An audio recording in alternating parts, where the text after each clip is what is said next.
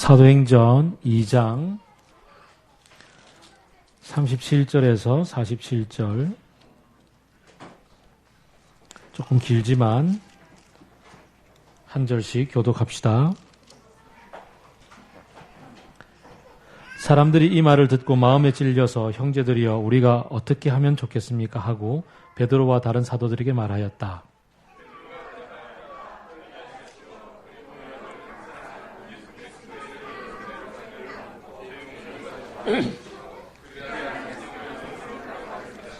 이 약속은 여러분과 여러분의 자녀와 또 멀리 떨어져 있는 모든 사람, 곧 우리 주 하나님께서 부르시는 모든 사람에게 주신 것입니다.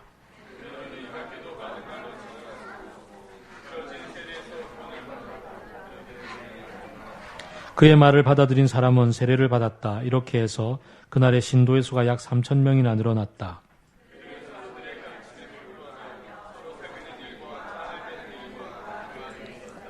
모든 사람에게 두려운 마음이 생겼다. 사도들을 통하여 놀라운 일과 표징이 많이 일어났던 것이다. 그들은 재산과 소유를 팔아서 모든 사람에게 필요한 대로 나누어 주었다.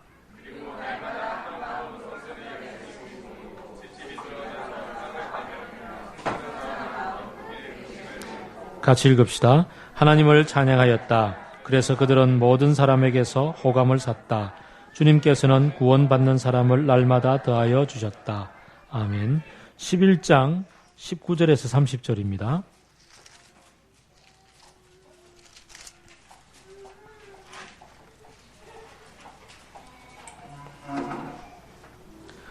스데반에게 가해진 박해 때문에 흩어진 사람들이 베니키아와 키프로스와 안디옥에 가서 유대 사람들에게만 말씀을 전하였다.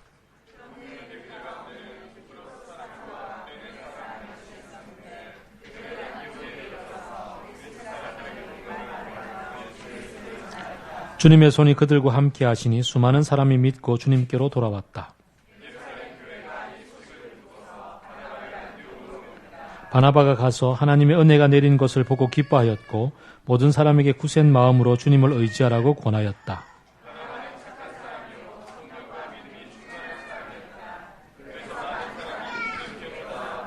바나바는 사울을 찾으려고 다소로 가서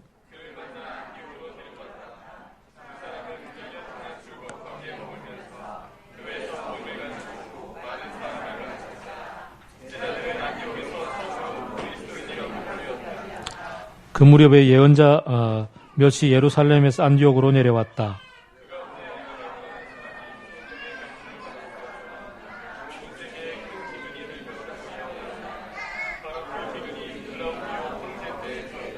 그래서 제자들은 각각 자기 형편에 따라 몫을 정하여 유대에 사는 신도들에게 구제금을 보내기로 결정하였다.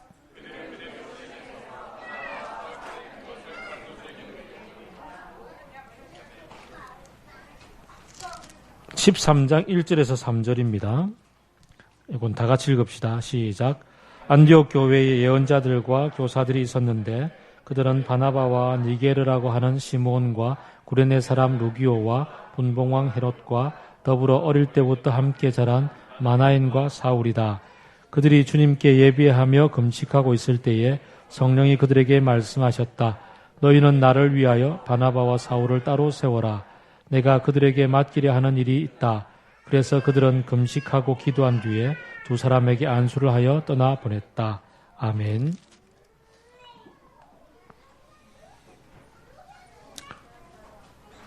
지난 10년간 함께 맑은 물에서 같이 교회가 되어 왔던, 그리고 앞으로도 되어갈 우리 모두를 참 주께서 불러주셨음에 감사와 찬양을 드립니다. 우리가 처음 이 땅에 예수 그리스도의 피로 세워진 교회가 어떤 모습으로 시작이 되었는지, 그리고 그 교회가 어떻게 발전하여 오늘 이 맑은 물에 이르게 되었는지를 함께 살펴보는 것은 우리 10년을 기뻐하고 또 앞으로 10년을 내다보는 이 시점에 아주 중요한 때가 아닌가 여겨집니다. 그래서 함께 이 좀 길지만 말씀을 읽었습니다. 오순절날 마가의 다락방에 성령께서 임하셨습니다. 예수님이 십자가에 부활하시고 40일 동안 제자들을 격려하신 다음에 하늘로 올라가셨고, 그러고서 몇 날이 못 되면 성령을 보내어 주시겠다 하였던 약속대로 그들이 기도하고 있을 때에 성령이 임하였습니다. 성령께서 임하셨을 때에 사람들은 각각 각 지역 방언으로 이야기하기를 시작했고, 그때 마침 6월절이라 원건 각지에서 사람들이 모여왔을 때 그들에게 그들 출신 지역의 말로 복음을 전하는 일이 있었습니다.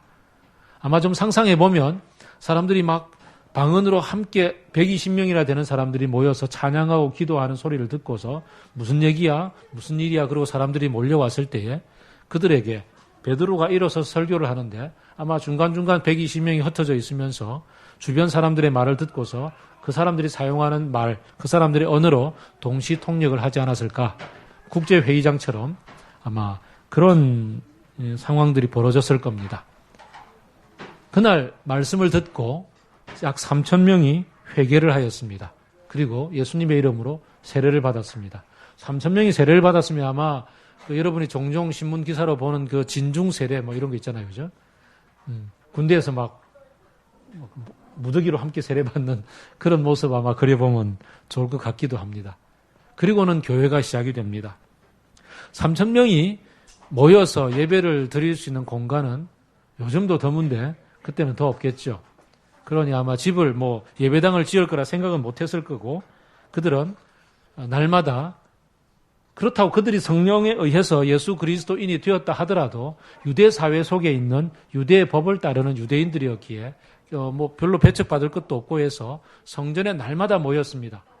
예루살렘의 원근 각지에서 모여들었던 사람들 혹은 거주민들 가운데서 예수를 믿게 되었던 사람들이 성전에 날마다 가서 성전 회랑에서 모여서 베드로나 혹은 다른 사도들의 설교를 듣고, 그리고는 각각 다 흩어져서 집으로 가는 겁니다. 다 흩어져서 집으로 가서 집집이 모여서 같이 점심 먹고, 그러면서 같이 그날 들었던 말씀에 대해서 서로 얘기 나누고 또 함께 서로 찬양하고, 그리고는 특별히 그들이 뭔가를 했는데 그 떡을 떼며라고 본문이 기록이 되어져 있는 것처럼 그들이 함께 예수님의 이름으로 기념하며 예수님의 이름으로 빵을 따로 떼어서 먹고 예수님의 이름으로 따로 포도주를 먹는 그런 일이 벌어졌습니다. 이게 바로 성찬식이었단 말이지요. 함께 교회가 시작이 되어졌습니다. 함께 모여서 건물부터 뚝딱 짓는 것이 아니라 말씀부터 듣고 함께 말씀에 반응하고 함께 모여서 식사하고 교제하고 찬양하였습니다. 사람들이 이런 소문을 막 듣습니다. 무슨 일이야? 무슨 일이야? 그러고 모여듭니다. 좀 있으니까 희한한 일들이 벌어지기 시작합니다. 자기들끼리 모여서 서로 형편을 묻는 중에 이 사람이 좀 뭔가 없는 것 같아. 그러면 그 다음 모일 때는 자기 집에 있는 걸 가지고 와서 그 사람에게 나누어 주기 시작을 합니다. 그러다가 점점 교회의 모습이 갖추어지니까 사람들이 자기 재산들을 다 팔아서 교회 사도들 발 앞에 갖다 놓고서 이 필요한 사람들 나눠줘야겠습니다라고 함께 가지고 왔습니다. 그래서 이 사도들이 이제 바빠지기 시작했습니다. 3,000명들을 처음에는 모여서 가르치고 이렇게 집집이 돌아다니면서 이렇게 설교 말씀 요약해주고 이러는 격려해주고 세례 베풀고 이랬는데 이제는 막 재산 관리를 해서 재산이라기보다 이렇게 구제금 관리를 해서 필요한 사람들이 막 나눠주기 시작하니까 바빠지기 시작합니다. 그래서 기도하다가 생각을 하고 이렇게 해서 될 게 아니다. 우리가 이 일들을 좀 나누자. 그래서 성령이 충만한 7 집사를 세워서 이 사람들에게 구제금들을 맡겨서 다 나누어 줄 수 있도록 사도들은 이제 말씀을 전하는 것과 기도하고 사람들을 세우는 일들에 전념을 하게 되었습니다. 맨 처음에 성령께서 사도들을 불러 일으켜 주셨고 그들에게 마음이 뜨겁게 되어서 이전에도 한 번 전해본 적 없는 그런 얘기를 일어나서 담대하게 전하기 시작했습니다. 오늘 우리가 읽었던 본문 바로 앞에 보게 되면 바로 이 예수가 하나님께서 살리셔서 우리의 그리스도로 삼아주셨다는 얘기를 베드로가 하고 그 얘기에 마음이 찔려서 형제야, 그러면 우리가 어떻게 하면 좋을까라고 물었을 때 예수의 이름으로 세례를 받으면 된다라고 해서 교회가 시작이 됩니다. 한편 사람들이 막 이렇게 늘어나니까 이전에 예수님을 십자가에 못 박여 죽였던 그 사람들이, 다시 말하면 유대교의 충실한 지도자들이 이렇게 해서 될 문제가 아니다. 야, 이거 우리가 지금까지 이끌어왔던 유대교와 다른 교를 전한 이 사람들을 막아야겠다라고 생각하고 그때부터 이 사람들을 검거 열풍에 들어가게 됩니다. 이른바 공안 정국이 펼쳐지게 되었습니다. 사람들은 이 공안을 피해서 흩어지게 되었고 흩어진 사람들이 곳곳으로 가면서 여전히 마음속에 있는 복음들을 전하기 시작했습니다. 그런데 오늘 11장을 보니 이 사람들이 가면서 가는 곳곳마다 흩어져 있는 유대인들을 찾아서 유대인 회당에서 유대인들에게 예수님은 하나님의 아들이요 우리의 구세주라는 얘기를 전하기 시작했습니다. 그런데 일단의 무리들이 안디옥이라는 곳에 가서 그 안디옥에 이르게 되었을 때 그곳에서는 좀 다른 일이 벌어졌습니다. 안디옥에 이른 그리스도인들은 그곳에 유대인들뿐 아니라 그곳에 있는 그리스 사람들에게도 복음을 전하기 시작했습니다. 아마 안디옥으로 간 사람들은 그 흩어져 있다가 예루살렘 왔다가 여기서 모여서 복음 듣고 살다가 유월절에 왔다가 다시 이 핍박이 일어나니까 자기 집으로 가는 가운데 아마 있었던 사람이든지 아니면 안디옥에 살고 있었던 사람이 다시 돌아갔든지 아마 그런 일들이 벌어졌을 것 같습니다. 이 사람들은 예루살렘에서 유대 환경 속에서 살지 않고 헬라 환경 속에서 그리스 환경 속에서 다문화 속에서 섞여 살던 사람들이었기에 아마 어쩌면 그들의 일상생활 속에서는 상당히 많이 이 다국적 문화, 국제적인 감각을 익숙하게 가지고 있었고 그러던 중에 복음을 듣게 되었기에 이 복음을 그리스 사람들에게 전하는 것이 아무런 거리낌이 없었던 것 같습니다. 이전에 혹은 뒤에 보게 되면 베드로가 왜 기도하고 있다가 지붕 위에서 기도하고 있는데 환상 가운데서 위에 그 돼지 고기 뭐 이런 것들이 막 내려와서 먹어라 이러니까 배고프던 차에 막 먹으려다가 어떻게 이것을 먹습니까? 이거 율법이 금한 건데라고 생각하며 얘기했던 그런 하나님과의 대화를 아마 여러분 기억할 겁니다. 지금까지 유대인들 속에서 유대인으로 자랐고 예수님과 3년을 같이 다녔지만 유대인들 속에서의 문화를 버릴 필요를 못 느꼈던 제자들에 비해서 안디옥에 이르렀던 사람들은 사람들을 가리지 않았습니다. 그래서 그곳에서 그들은 복음을 그리스 사람들에게도 당연한 거 아니야 그러고 전하게 되었고 함께 교회가 되었고 함께 모였습니다. 지금까지 유대인들은 이방인들하고는 상종을 하지 않았습니다. 이방인들을 만나면 반드시 돌아올 때 씻고 집에서 다 씻고 들어가야 율법이 금한 부정을 타는 일들을 막을 수가 있었습니다. 근데 당연히 이방인들과 더불어 같이 모여서 예배를 드리는 일이 일어나는 거죠. 하나님께서는 이렇게 교회가 점점 새로운 문화를 만나고 새로운 문화 속에서 새로운 가치관으로 새로운 옷을 입을 수 있도록 발전해 나가는 모습을 보여주셨습니다. 사실 에베소서가 얘기하듯 아까 우리 김동우 형제님 잘 말씀해 주신 것처럼 교회가 그리스도를 머리로 해서 함께 세워져 갈 때에 멀리 있는 사람과 가까이 있는 사람 모두가 다 그리스도 예수의 피로 가까이 하나가 되어져서 한 몸이 되어져 가는 함께 집이 지어져 가는 모습을 보여주셨습니다. 그렇습니다.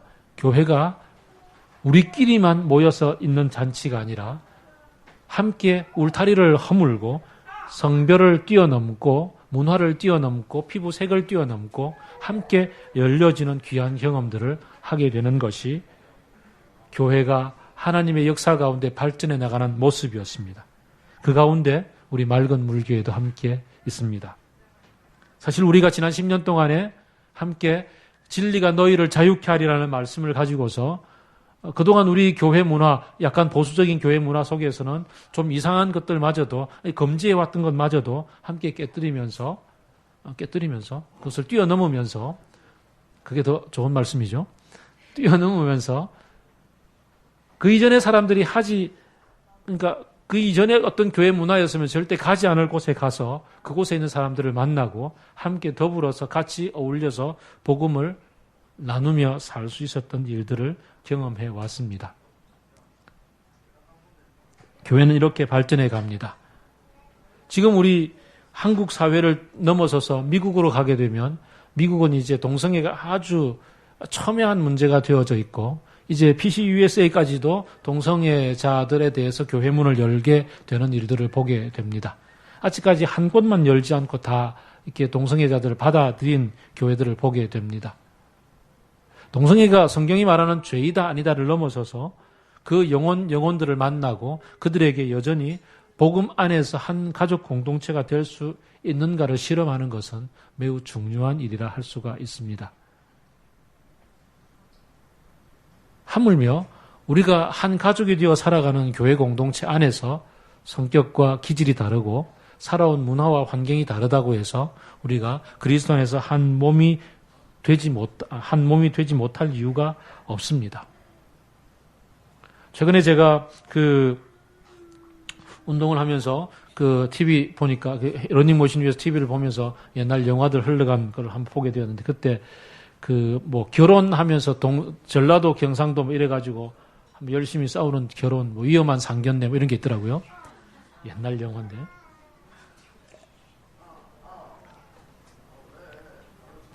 교회 안에서는 전라도와 경상도를 뛰어넘을 수 있는 것. 교회 안에서는 학력을 뛰어넘을 수 있는 것. 교회 안에서는 더 나아가서 교회 안에서 그리스도 안에서 만난 부부 안에서는 서로의 다름을 다름으로 용납하고 받아들일 수 있는 그런 훈련들을 해나가는 곳이 이곳이 아니고 무엇이겠습니까? 함께 우리는 그렇게 성령 안에서 지어져 가고 있습니다. 성령께서 교회를 시작하셨고 성령께서 교회를 확장시켜 나감에 있어서 우리 맑은 물 교회가 위치하고 있는 것은 매우 중요한 위치라 할 수 있습니다.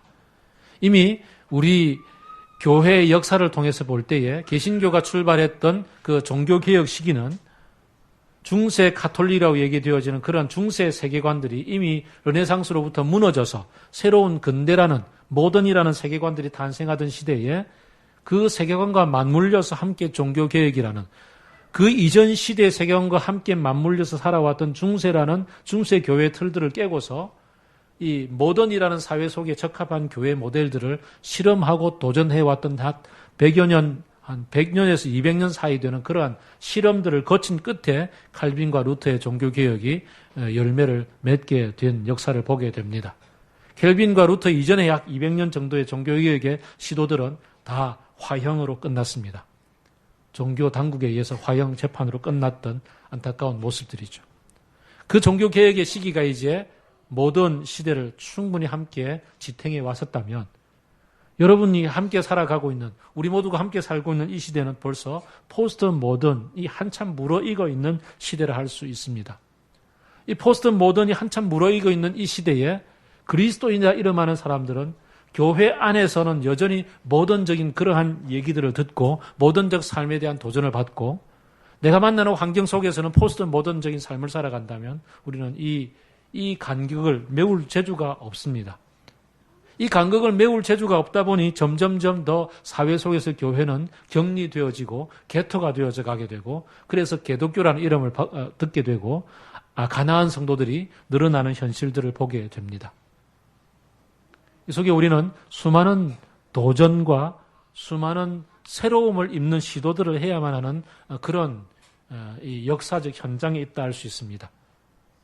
우리는 안디옥 교회로 이렇게 되었을 때에 핍박을 받아 흩어졌던 사람들 가운데 어떤 사람들이 예루살렘에서는 그 유대인들만 모여있던 그곳에서 믿지 않는 어떤 유대인이 아닌 다른 이방인들에게도 복음을 마음껏 전할 수 있었던 변화가 있었던 것처럼 우리가 이제 새로운 시대 속에 새로움을 입는 복음, 그렇다고 해서 복음의 본질을 바꾸고 변형시키는 것이 아니라 복음의 본질이 새로운 옷을 입고 전할 수 있는 중세 로마 가톨릭이 근대로 오면서 개신교의 옷을 입었던 것처럼 그리고 수많은 개혁 끝에 이제 포스트 모던 시대를 살아가는 시대 속에 어떻게 하면 우리가 정말 능력 있는 복음이 될 수 있을까?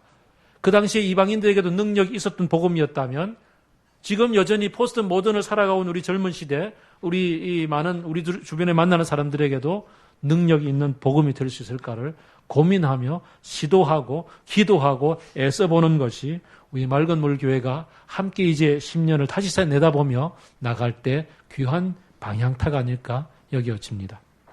그 가운데 성령께서 기도하는 가운데 충분히 우리를 이끌어 가시고 지혜를 부어주시고 도전을 하기에 용기를 주시리라고 믿습니다.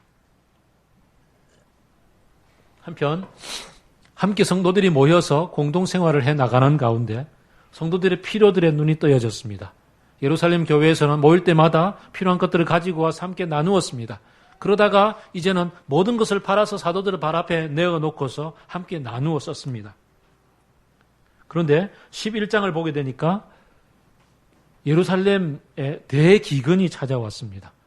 대기근이 찾아오다 보니까 예루살렘 교회가 그동안 했던 일은 무엇이었습니까? 모든 재산을 다 팔아서 다 나누어 써버렸습니다. 그러니 이제 이 기근을 견뎌낼 만한 아무런 재력이, 물적 토대가 없어져 버렸습니다. 그래서 아주 가난해졌습니다. 이 얘기를 안디옥 교회가 듣습니다. 그래서 안디옥 교회가 함께 돈을 모아서 예루살렘에 헌금을 하죠. 이뿐 아니라 나중에 사도 바울이 이제 3차에 걸친 전도 여행을 하면서 아시아에 흩어져 있는 그가 개척했던 모든 교회의 이 소식을 전하고 예루살렘 교회를 돕기 위한 모금을 했고, 이 모금을 들고 3차 전도 여행 마지막에 예루살렘에 올라가서 그것을 교회에 전한 이후에 그가 잡혀서 감옥에 들어가게 되죠.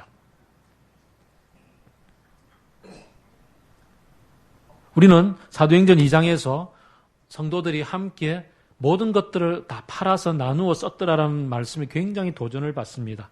그리고 사실 이것은 매우 중요한 얘기입니다. 성령께서 우리 가운데 임하시면 흔히 우리 선배들이 많이 하셨던 말씀처럼 돈주머니가 회개해야 진짜 회개한 것이다 라는 얘기를 하는 것처럼 우리 마음에 성령께서 임하시면 형제들의 필요한 것들을 보고 긍휼히 여기는 마음이 들어서 내게 있는 것 함께 마음껏 나누어 쓰는 것은 지극히 당연한 일 가운데 하나로 여겨져 왔습니다.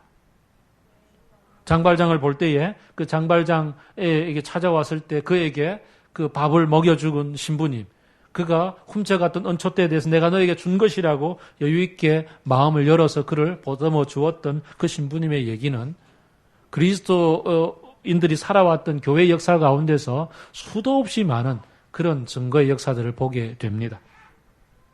그런데 이 구제가 이제 새로운 모델로 발전해 가고 있음을 보게 됩니다. 예루살렘 교회 안에서 그들은 처음에는 감동되어지는 대로, 마음이 움직이는 대로 다 팔아서 갖다 놓았습니다.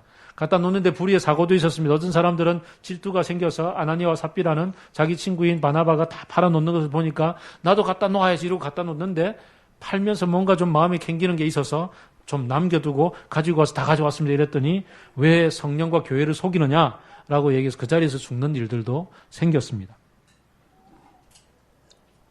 아무튼 이렇게 모든 것을 팔아서 함께 나누어 섰던 예루살렘 교회의 모델은 안디옥에 오게 되면, 그리고 흩어져 있는 많은 교회들, 앞으로 펼쳐지게 될 그 아시아 지역의 교회들에 이르게 되면 구제 헌금이라는 이름으로 발전해 가게 됩니다. 그런데 바울이 책망하고 있는 어떤 교회의 모습들을 보게 되면 너희들 참 인색하구나. 어떻게 그렇게 짜냐. 정말 성령께서 너희들 가운데 있다면 주머니를 그렇게끔 그 정도로 열어서 될 문제가 아니잖아 라고 책망하는 얘기들도 간혹 보게 됩니다. 사실 어느 곳에 있든지 어느 모델을 택하든지 성령께서 우리를 감동하시는 면이 있는가 하면 이전의 습관대로 우리들이 유혹을 받아서 마음을 닫고 조마조마 걱정 염려하게 되는 일들이 여전히 존재하고 이 긴장 속에 있음은 그때로부터 지금까지 여전히 사실입니다. 지난 10년간 맑은 물 교회를 살아오면서 우리도 이렇게 함께 나누어 쓰는 일들을 하느라고 애를 많이 써왔었습니다. 헌금 가운데서 외부 지원금의 퍼센테이지를 정하고 그것은 반드시 떼어서 다른 사람들을 돕고 구제하고 장악해 왔었습니다. 우리 가운데 대학부원들이 많았을 때, 대학생들이 많았을 때 그 가운데 형편이 어려운 사람들에게 또 이렇게 장학금으로 이렇게 지원하기도 하고 생활비 후원도 하기도 하고 함께 또 가정교회 안에서 또 돕는 일들도 있었고 또 대학생들 가운데서 또 그 많은 대학생 찾아왔을 때 방학 때 수련회 간다고 수련회 회비의 50%를 지원해주는 일들도 있었고 지금도 계속 해오고 있고 많은 일들을 해왔습니다. 그러나 여전히 우리 마음속에 또 저 역시 제 마음속에 여전히 뭔가 아직까지 우리가 마음이 이렇게 함께 나누어 쓰는데 풍족하지는 못한 게 아닌가라는 부담감은 여전히 존재합니다. 아마 이 부담감은 우리가 주님의 부름을 받는 그날까지 여전히 존재하지 않을까 여겨집니다. 뿐만 아니라 우리는 이 함께 나누어 쓰는 것, 특히 오늘처럼 이렇게 절기 헌금을 했을 때는 이 절기 헌금 전체를 이렇게 외부 지원으로 사용하는 우리 10년간의 아름다운 전통을 통해서 볼 때에 지금 이제 우리는 이 안디옥에 이르기까지 발전해왔던 모델처럼 이것을 어떻게 보면 좀 더 창조적으로 우리가 이 가난한 이웃들, 우리가 함께 같이 더불어 살아가는 이웃들을 어떻게 더불어 같이 도울 수 있을 것인가에 대한 문제, 물질과 함께 가며 마음이 함께 가며 삶을 함께 나누며 그들을 격려하고 세우며 더불어 같이 살 수 있는 모델들을 어떻게 해볼 수 있을까? 우리는 고민하고 기도하고 애를 쓰고 찾아보고 그리고 실험해야 되지 않을까 여겨집니다.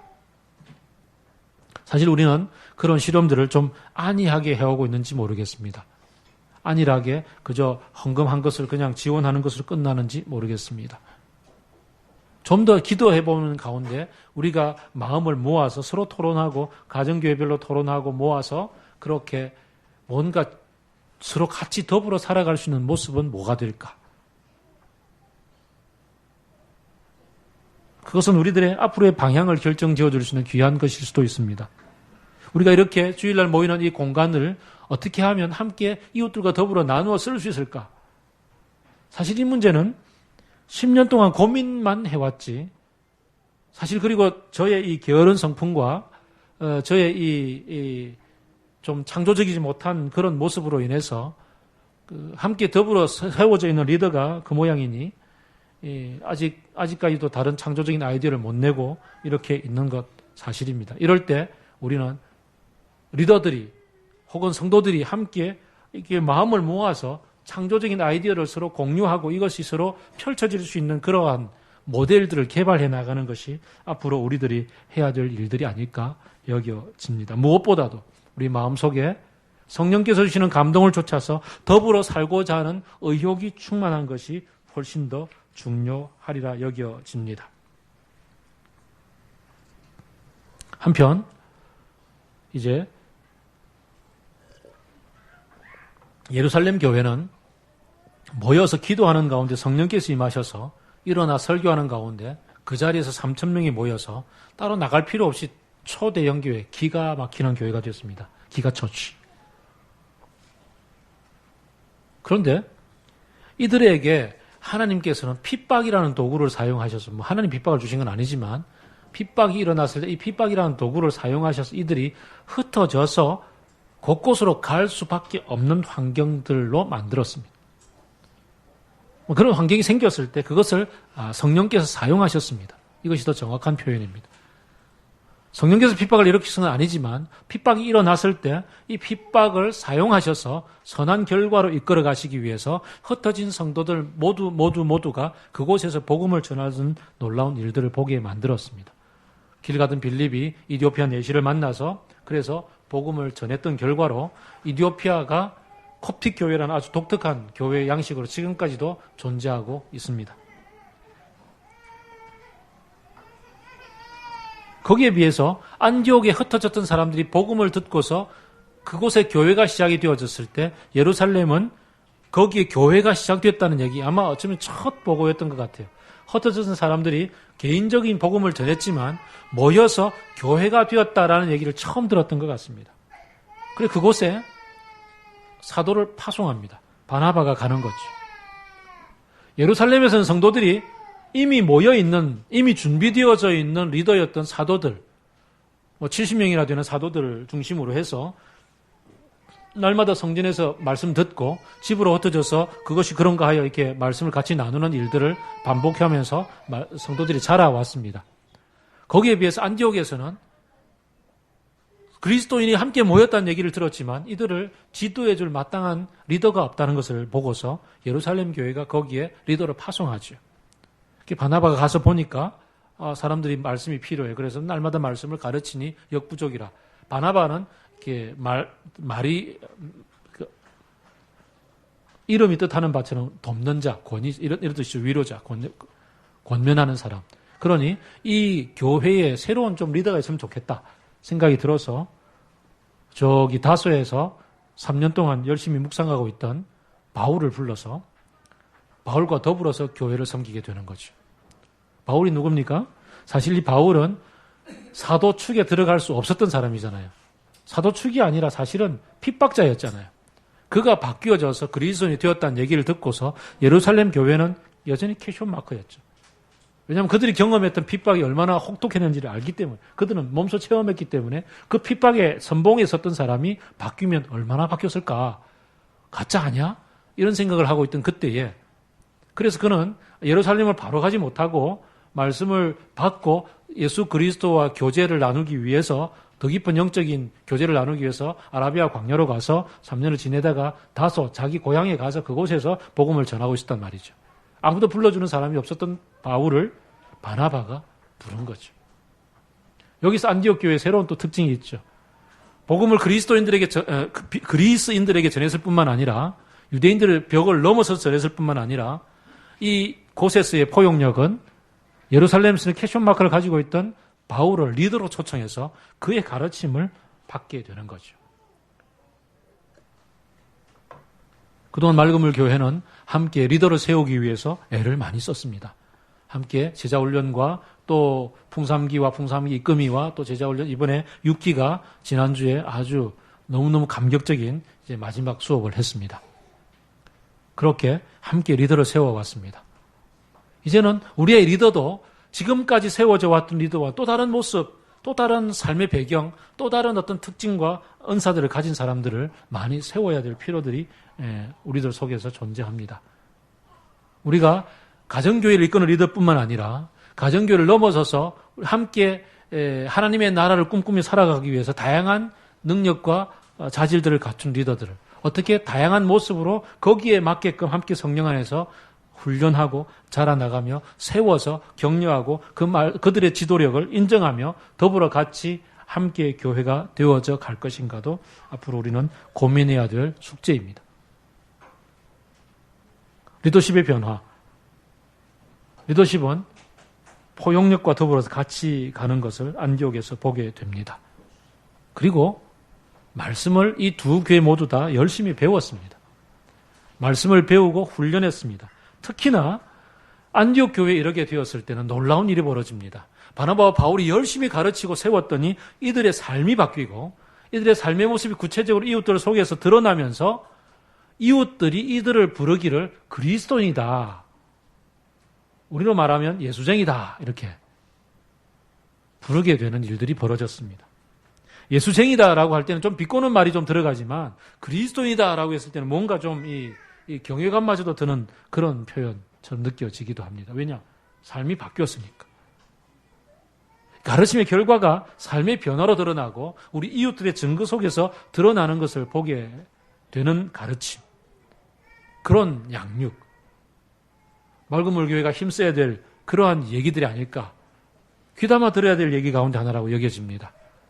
우리의 삶이 바뀌어져서 각자의 삶의 열매들이 드러나면서, 야, 나도 맑은 물교회 가고 싶다. 좀 다르다. 야, 기독교인 아니다, 쟤는. 쟤는 기독교인이 아니야. 너라면 내가 믿어볼 만하다. 저는 지난번에 우리 한 형제와 더불어서 같이 식사하고 차 마시면서 굉장히 가슴 속에 뿌듯한 그런 얘기를 들었습니다. 형제는 어쩌다가 우리 교회로 왔어요? 라고 물었더니 우리 직장에서 그 맑은 물교회 다니는 그 후배가 한 명 있는데 걔를 보니까 쟤는 좀 다르다. 제가 다니는 교회라면 난 가볼 수 있을 것 같다. 한번 가봐야 되겠다. 이런 생각이 들어서 왔대요. 그 걔가 누구냐 하면은, 그 걔가, 그렇지. 안대용이야, 안대용. 참 감격이 넘쳤어요. 막 가슴이 막 두근두근, 벅차는 걸 느꼈어요. 야. 이런 증거들이 우리들 속에 있는 나눔과 자라나감과 배움이 안디옥 교회 속에서 펼쳐졌다는 게 얼마나 귀한지요. 이렇게 우리는 함께 꿈꾸며 자라나가기를 바랍니다. 그리고 바나바가 안디옥에 파송받아서 가르치고 세웠잖아요. 근데 그 다음에는 새로운 일이 벌어집니다. 바나바와 바울이 함께 말씀을 나누고 가르치다가 그곳에서 멤버들이 같이 기도하다가 성령께서 부르시는 음성을 듣습니다. 너희들 중에 바나바와 바울을 따로 세워서 파송하라. 이것은 의도적으로 파송을 하는 아주 중요한 출발점이 되죠. 예루살렘에서는 핍박 때문에 흩어져서 가서 복음 전했어요. 이것은 어쩔 수 없는 일이었어요. 거기에 교회가 세워졌다는 얘기를 듣고 파송을 해서 가르쳤어요. 근데 교회도 없는데 없는 곳을 황무지 속으로 우리들 가운데 누군가를 세워서 보내라는 겁니다. 그 성령의 말씀을 듣고서 이제 기도하고 세웠는데 세워보니 누구예요? 안디옥 교회에서는 없어서는 안 될 인물인 거예요. 바나바와 바울을 보내는 거예요. 우리는 이 말씀의 전통을 쫓아서 해외 선교사들을 지속적으로 파송해온 교회의 전통을 알고 있습니다. 그리고 맑은 물 지난 10년의 역사 가운데서 우리 가운데서 없어서 안 되는 가장 중요한 인물 가운데 한 분인 조선 선교사님 가족을 우리는 함께 보냈습니다. 보낼 뿐만 아니라 함께 이 개척교회에서는 다들 놀랍니다. 주변에 저희 동료 목사들에게 물어보면, 얘기해보면 우리 규모의 사이즈에서 우리만큼의 헌금을 모아서 이렇게 주 파송 교회로서 이렇게 조선 선교사님을 보내고 있는 것은 드문 일이라고. 굉장히 귀한 사역들에 우리는 동참을 하고 있는 거죠. 참 너무너무 감사합니다. 근데 이제 우리가 돈만 모아주면 끝인가요? 여기에 이제 우리의 창조성의 한계가 있는 거죠. 작년에는 우리가 이맘때쯤에 벌써 이제 박스에다가 이제 초코파이랑 모아가지고 이제 성탄절 선물로 보내자는 말만 했었어요. 그리고 성탄절 지나고 안 되겠다, 지금이라도 보내자 그래가지고 모아가지고 성탄 선물이 아니고 새해 선물로 보내가지고 잘 이렇게 너무너무 즐거워 기뻐하는 모습을 함께 나누었습니다. 이제는 우리가 좀 창조적으로 아이디어를 모아서 어떻게 하면 좋을까요? 좀 보냈으면 좋겠어요. 그죠? 뭔가 초코파이도 보내고, 지금 이제 누구예요? 그 큰애 수아가 주원이랑 동갑이니까 고1이잖아요. 고1인데 지금 한국에 들어와서 대학을 가야 되는 이제 2년밖에 남지 않은 시기에 지금 선교사들, 해외로 나가 있는 선교사들이 가장 큰 고민이 자녀 양육과 자녀 교육이거든요. 고등학교 때, 중학교 때까지는 괜찮아요. 근데 고등학교 들어가게 되면 이제 그다음부터는 대학을 바라봐야 되는데 어떻게 해야 될지 막막하고, 그렇다고 국제학교를 보내서 미국으로 보내는, 사실 우리가 황유현 자매를 보아서 알겠지만 그게 힘든 일이라는 사실을 알잖아요. 재정적인 넉넉함이 선교사들에게는 없으니까요. 그래서 많은 선교사들이, 많지는 않아요. 어느 극소수의 선교사들은 자녀들을 미국 대학을 보내다 보니까 돈이 없어가지고 선교부에서 이모저모로 거짓말해가지고 돈 따가지고 삥땅해가지고 아들 학교 보내고 그러다 들통나서 선교사 해직되고 이런 일들도 있어요. 제 친구 중에도 있어요. 근데 그러니까 그런 비양심적인 행동은 충분히 책망받아야 되지만 그 환경, 그 어쩔 수 없는 그 백그라운드 배경은 이해를 해야 된단 말이죠. 자, 그쯤 되면 이제 우리는 이제 수아를 어떻게 우리가 교육적으로 책임질까?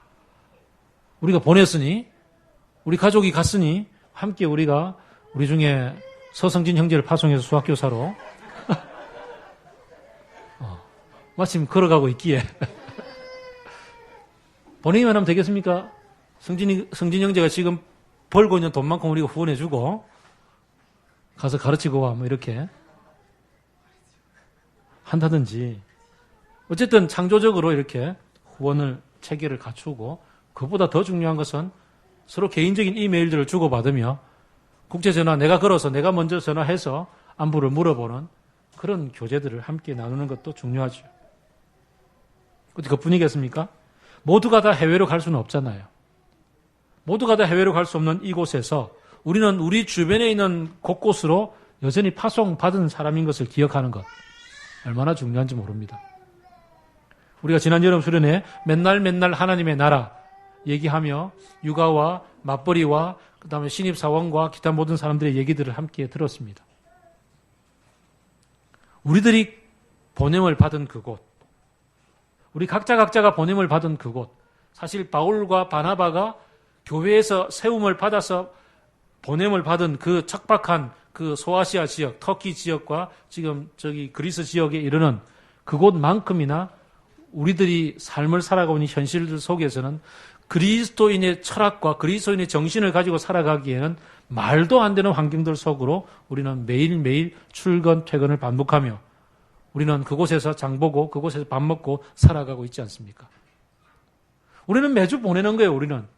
매주 이 예배를 마치는 순간 우리는 기도하고서 사도 바울과 바나바를 보내었던 것처럼 우리는 매주 우리 각 성도들, 우리 각자를 우리 삶의 현장으로 파송하고 서로 격려해서 보내는 겁니다. 그곳으로 보냄을 받은 우리들이 사도 바울과 바나바가 이렇게 전도하며 교회를 세웠던 것처럼 그곳에서 그리스도의 향기를 드러내며 삶으로 하나님 나라를 살아가는 가운데 복음을 전하고 살아가는 가운데 복음의 향기가 전해지는 가운데 믿는 이들이 주께서 늘어나게 해주셔서 그들을 맑은 물로 다시 초청해서 함께 세례 베풀고 함께 가족이 되어져 가는 그런 역사들을 살아가는 거죠. 보냄을 받은 사람이 있으니 전하고 전하는 사람이 있으니 듣는 사람이 있고 듣는 사람이 있으니 예수 그리스도를 영접하는 사람이 있고 영접하는 사람이 있으니 그리스도인이 되는 거죠. 우리 모두가 그렇게 자라오지 않았습니까? 우리 모두가 그 열매이지 않습니까? 그러니 우리는 이제 복음의 빚진 자로서 매일매일 파송을 받고 가는 겁니다. 이렇게 예루살렘에서부터 시작되어진 복음이 안디옥 교회를 거쳐서 이제 온 유대와 사마리아를 거쳐서 땅끝까지 이르는 그 복음의 행렬 가운데 맑은 물 교회가 있다는 것을 기억하고 우리가 보냄을 받은 포스트 모던적 환경 속으로 가서 창조적으로 복음을 드러내며 살아가는 가운데 포스트 모던적 세계관 속에서도 복음은 능력이 있더라. 하나님의 나라는 그곳에서도 역사하시더라는 것을 내가 경험하고 또 더불어서 함께 모델로 드러낼 수 있는 그래서 사도행전 30장, 31장 속에 이제 주님 부르시는 그날 주님이 다시 오셔서 우리의 교회 역사가 이렇게 펼쳐졌다 하는 그곳에 이제 맑은 물교에도 조그마한 동그라미 하나가 새겨져 있고 주님이 이 조그마한 동그라미 바라보며 흘러라 맑은 물아 정말 잘 흘러왔다. 닿는 곳마다 치유되는 역사가 펼쳐졌던 너희들이여 아름답도다라는 칭찬과 격려가 있는 그런 맑은 물교회의 역사가 써져야 되지 않겠습니까? 또 때가 되면 이제 바울과 바나바를 파송했던 것처럼 여러분이 저를 파송해서 저와 제 아내를 파송해서 이제 다른 곳에서 이제 또랑물을 개척할 수 있을지도 모르죠. 또랑물 예전에 우리 한 자매가 난 맑은 물 떠나서 또랑물 개척할게 했던 그 얘기예요. 그리고 그렇게 교회는 세워져 가는 거예요. 돌아보면 이 모든 10년의 역사 가운데 하나님이 하시지 않은 일이 없습니다. 우리들이 사고치고 막 그냥 엉망으로 살아도 그것마저도 사용하셔서 하나님은 선한 결과들로 그렇게 열매를 맺어 가시도록 이끌어 가시는 것을 보게 됩니다. 교회는 하나님이 세우셨기에 하나님이 이끌어 가시기에 하나님이 예수 그리스도가 머리이시기에 거룩합니다. 또한 더불어서 사람들이 함께 모여 살아가기 때문에 그곳에서는 썩어짐도 있고 부패함도 있고 때로는 넘어짐도 있고 때로는 아픔도 존재합니다. 그러나 우리는 그 아픔과 안타까운 모든 것들을 주님께 솔직하고 고유하게 내려놓으면서 주님이 우리를 사용하시고 이끌어 가실 수 있도록 날마다 주님께 드려나갈 때 맑은 물 교회가 하나님의 거룩함을 입고 아름다운 소문이 전파되어져 나가리라 믿습니다. 저는 오늘도 이 말씀을 드리며 오늘 예배를 마치며 또한 여러분들을 또 삶의 현장으로 그곳에 펼쳐질 하나님의 나라를 바라보며 파송하는 일들을 가질 겁니다. 우리 모두가 파송을 받아 그곳에서 맑은 물로 살아가는 아름다움이 매일매일 펼쳐지기를 바랍니다. 같이 기도하겠습니다.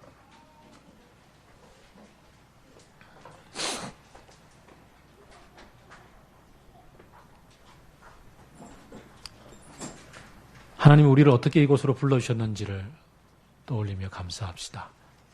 하나님이 지금 우리가 이곳에서 어떻게 교회가 되어져 가고 있는지를 되게 하시는지를 돌아보며 주님께 우리를 드립시다. 날마다 파송받는 그곳에서 이제 주님의 나라를 살아가기에 격려해 주심을 힘입고 감사드립시다. 앞으로 이끌어가실 미래를 바라보며 주님 다시 오셔서 완성하실 그날까지 소망을 놓치지 않고 살아갈 것을 기억하면서 주님께 우리를 맡겨드립시다. 같이 기도하겠습니다.